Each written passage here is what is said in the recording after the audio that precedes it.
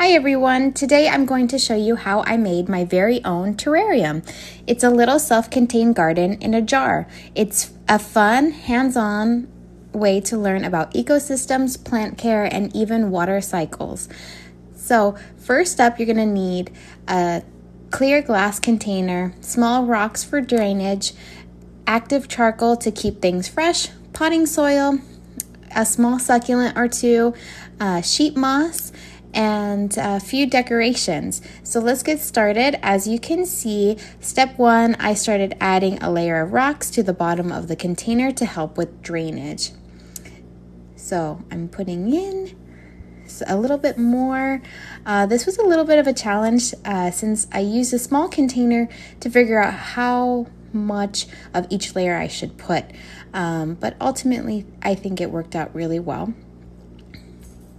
So now for step two, you'll see that I have sprinkled in a thin layer of active charcoal. This will keep the terrarium fresh and helps prevent mold. So a few layers of active charcoal. Again, like I mentioned, this was a little bit of a challenge for me to make sure that I was putting the correct amount inside of my container because I didn't want to have thin layers or to not have enough room for my chosen plant. I chose, as you can see, succulents for my plant because they are pretty easy to maintain, great to keep in the house because they can live off of minimal sunlight or indirect sunlight. So next up, for step three, you'll see I will add a little bit of potting soil. Here's the potting soil, and I'm going to start putting it in, flattening it out, make sure I have enough of what I need. I was very careful while I was making this because it happened to be my second attempt at making a terrarium. The first attempt, I did make multiple mistakes after filming and had to start over. So I'm smoothing out my potting soil very carefully and I'm checking it out, making sure it's looking good. Next, I will choose the plants that I am going to put inside of my terrarium. But before I do that, I'm going to add in just a few layers of sheet moss right at the top of the soil, just a couple.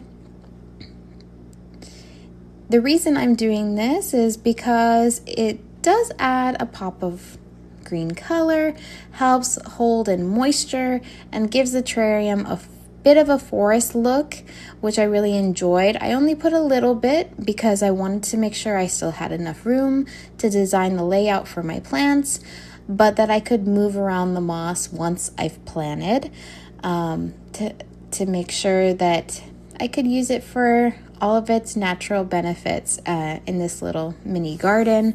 Once again, it can prevent the soil from drying out too quickly and hold in that moisture. So now you can see me reaching in, picking out the succulents that I'm going to be putting in my terrarium. This is step number 4.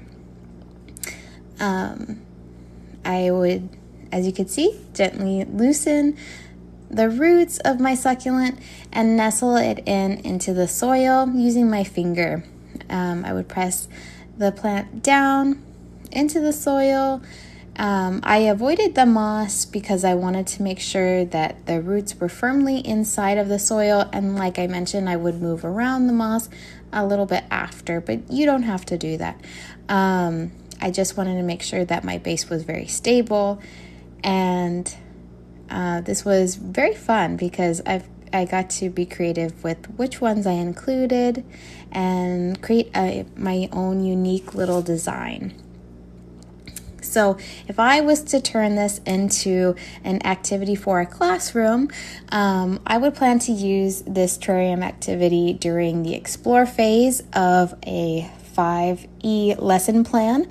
It's a great way to get students curious and have them participate in hands-on activities with science concepts that include ecosystems, the water cycle, and plant needs.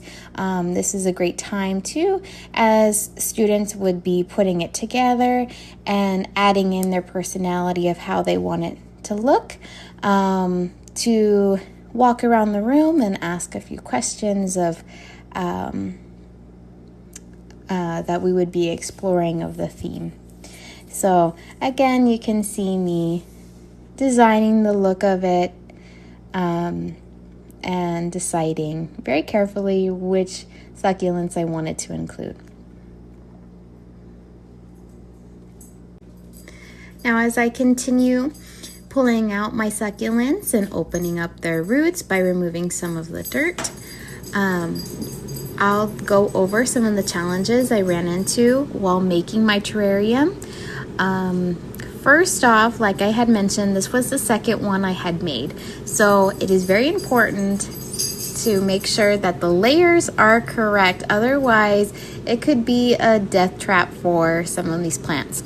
And that's what I accidentally created in my first go around. I put the moss in the wrong spot. That's why I was very particular about only adding a little bit this time, and making sure that it was on top, because originally I had put it within the layers before the soil, which could have actually had it grow mold